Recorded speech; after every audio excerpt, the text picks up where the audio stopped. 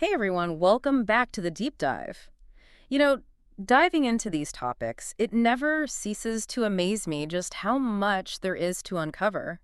And today's, well, let's just say it's a real head scratcher. We're going deep on something that sounds almost like a contradiction: non-existent objects. Yeah, it's one of those areas in philosophy that really gets you thinking about the basics. Like, what does it even mean for something to exist? And can we talk about things that don't? Exactly. And our sources are packed with examples that highlight this puzzle. We've got mythical beings like Zeus and Pegasus, fictional characters like the ever so clever Sherlock Holmes, and even scientific hypotheses that turned out to be, well, empty. Remember Vulcan, that supposed planet that astronomers were searching for? Poof, gone. And it's not just those kinds of things. We also think about impossible objects, things that logic tells us can't exist. Round squares, for instance. Hmm. Or we imagine things that might be possible but just aren't around, like a golden mountain. Right, golden mountains, fountains of youth, perpetual motion machines, the list goes on. But here's the real kicker. If these things don't exist, how can we even talk about them? Does the very act of discussing a round square somehow give it a weird sort of being? It's a question that has puzzled philosophers for centuries, and it's tied to a concept called intentionality. The idea that our thoughts, beliefs, desires, our mental states are always directed at something. So, like, you can't just fear, right? You fear something. Exactly. You believe that something is the case. But what happens when the object of our thought doesn't actually exist? Like fearing the bogeyman as a kid, or hoping for world peace, or even those explorers searching for the fountain of youth. Their minds were fixed on something, even if that something wasn't real. Right, so the big question becomes, what's the status of these objects of thought if they don't exist? Do they have some kind of being? Or are our mental states pointing at, well, nothing? So, in this deep dive, we're setting out to map this philosophical territory. We're going to trace the history of the debate, unpack the key arguments, and see how thinkers have tried to tackle this mind-bending puzzle. We'll be examining the strategies philosophers have come up with to explain how we can refer to and think about things that, well, aren't. Our sources point to a guy named Alexius Meinong, an Austrian philosopher from the late 19th and early 20th century, as a key figure in this whole discussion. He had this idea called the theory of objects that really kicked things off. Minong was really concerned with this problem of intentionality. He thought it was crucial to understand how our minds can be directed at objects, even non-existent ones. And for Meinong, intentionality was non-negotiable. You couldn't just say, well, sometimes our thoughts aren't about anything. Nope, he held that for every mental state, there has to be a corresponding object. And if that object doesn't exist in the usual sense, well, then it must be a non-existent object. So even if there's no actual devil running around, if someone's afraid of the devil, there's still some kind of devil object, but it just doesn't exist. Exactly. Minonong's idea was that the realm of objects is much broader than just the things that exist. There's a whole category of objects that have being but don't exist. It's like expanding our ontology, the catalog of what there is, to include things that aren't actually there. Right. And that's just one piece of the puzzle. Another big issue that pushes us towards non-existent objects is how we deal with negative existence statements. Okay, like when we say unicorns don't exist, seems pretty straightforward. It does. But philosophers love to dig deeper. And when you look closer, things get a little tricky.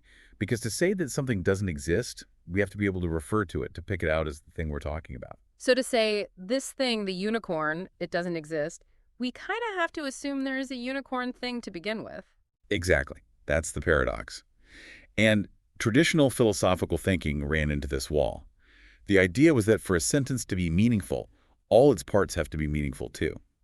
And for a singular term like unicorn or Pegasus to be meaningful, it had to refer to something. But if Pegasus refers to something, how can we then say Pegasus doesn't exist? It's like a self-contradiction. Right. And this led to a lot of philosophical head-scratching. One influential approach, spearheaded by Bertrand Russell, was to try to analyze away these troublesome terms. Analyze them away, like make them disappear. Not literally. The idea was to unpack them, to show that they're not really referring to non-existent objects directly. For example, Russell argued that names like Pegasus are actually disguised descriptions. So instead of Pegasus, we should think of it as the winged horse from Greek mythology. Exactly. And then he applied his famous theory of descriptions, which basically breaks down these descriptions into more complex logical forms. So Pegasus exists becomes something like, there is one and only one thing that is a winged horse from Greek mythology. And since there isn't such a thing, the statement turns out to be false. Right. And the beauty of this according to Russell, is that we never have to actually refer to Pegasus directly. We're just talking about whether this description is satisfied. It's a clever move. But our sources suggest that this approach has its critics. Oh, definitely. For one thing, it seems like we often use names even when we don't have a complete or unique description in mind. Like, I can talk about Shakespeare, even though I couldn't give you a description that would single him out from every other playwright. It's like, I know who Shakespeare is, even if I can't put it into words perfectly. Exactly. And there's the problem of names that are associated with multiple individuals, like there were lots of Roman orators, but we can still talk about the Cicero, even if we don't know all the details that make him unique. So the name seems to stick to the person, even if our descriptions are fuzzy or incomplete. Right. And even when we do have descriptions, they don't always capture the full meaning of a name. Like, imagine if we discovered that everything we thought about Socrates' death was wrong. Would we suddenly say, oh, that wasn't Socrates after all? Probably not. We just update our information about Socrates, right? The name still refers to the same guy. Exactly. And there are other linguistic quirks that cause trouble for this approach. Like if we say scientists have searched for Bigfoot, but it doesn't exist, what is that it referring to? If Bigfoot is just a shorthand for a description, the whole sentence gets messy. Okay, so Russell's strategy, while influential, has some holes. So how did Meinong handle these negative existence statements? Meinong took a different approach. Instead of trying to analyze away the problem, he just went ahead and embraced it. He said, yeah, terms like Pegasus do refer to something. It's just that the thing they refer to doesn't exist. So Pegasus picks out a real object. It's just that this object has the property of not existing. Exactly. He's saying that there is doesn't always mean there exists. There is encompasses a whole range of objects, some that exist and some that don't. So for Meinong, existence is just one property among many that an object can have or lack. Right. And this lets him say that Pegasus doesn't exist is a true statement about a particular non-existent object. It's a bold move. Instead of dancing around the non-existent, he brings it right into his ontology. Exactly. And there are other logical systems, like free logic, that try to deal with these issues in different ways. But one thing they all have to grapple with is the question of fictional discourse. Ah, yes, fiction. The land of dragons, hobbits, and time-traveling detectives. How do non-existent objects fit into that? Well, we say things like, Sherlock Holmes lived on Baker Street, or Hamlet was Prince of Denmark. These seem like meaningful sentences, even though we know these characters are fictional. And it feels wrong to say they're just plain false, right? Because within the story, they're true. Exactly. But this bumps up against some basic logical principles. Like, if we say Pegasus is a flying horse, and we apply the principle of existential generalization, we get there are flying horses, which is obviously false. And if we apply the predication principle, which says that if something has a property, it must exist, we end up with Pegasus exists, which is also a problem. Okay. Right, so how do we make sense of this? One approach is to just reject those logical principles, which is what some free logics do. But then the question becomes, what makes these sentences true, if not the existence of the objects they seem to be about? It was like, where does the truth come from? If it's not Pegasus himself, what is it? Some philosophers argue that the truth is grounded in the existence of the stories themselves. So Pegasus is a flying horse is true because Greek mythology says so. It's like the truth lies in the world of the story, not necessarily in our world. Another strategy is to just bite the bullet and say that sentences about fictional entities are literally false. But that feels wrong, like we're missing something important about how fiction works. Yeah, it's like saying there's no difference between a statement that's true in a story and one that's just made up. There's also the story operator approach, which says that sentences about fiction are implicitly prefixed with according to the story.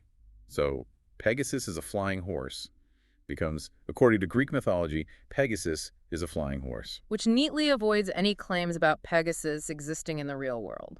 But this runs into problems with sentences like Pegasus is a character from Greek mythology, because that's not something that's explicitly stated in the myth itself. It's a statement about the myth, not within the myth. Right, and this is where Meinong's theory of non-existent objects comes back into play. He'd say that, yes, Pegasus doesn't exist in our world, but he does have being as a non-existent object. And that's why we can say true things about him. So Pegasus is a real thing, in a sense, but he just lacks the property of existing. Exactly. And when it comes to the predication principle, Meinong says there's a distinction. We can say that if Pegasus is a flying horse, then there's something identical to Pegasus, because that's just Pegasus himself. But we can't say if Pegasus is a flying horse, then Pegasus exists, because that would be false. So Meinong's view seems to handle both negative existence statements and fictional discourse in a pretty straightforward way. It does. There's also another view called abstractionism that tries to deal with fictional objects. The basic idea is that these aren't non-existent entities, but are actually existing abstract objects. Abstract objects like numbers or concepts. Right. So according to this view, when an author creates a character like Harry Potter, they're not just imagining something, they're actually bringing an abstract object into existence. It's like they're creating a new concept, a new being in the realm of abstract things. Exactly. But this raises a lot of questions like, how does a physical act of writing create an abstract object? And are these objects just waiting to be discovered? Or do authors really have this power to create them? It definitely adds another layer of complexity to the whole debate.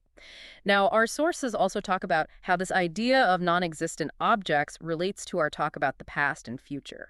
Yeah, because we say things like, Socrates was a philosopher, or the first female president of the U.S. will be, and these seem like meaningful statements, even though Socrates doesn't exist now, and the first female president might not exist yet. But if we apply the predication principle again, we get the weird results that Socrates exists now and the first female president already exists. Right. So one way to deal with this is to use something called tense operators.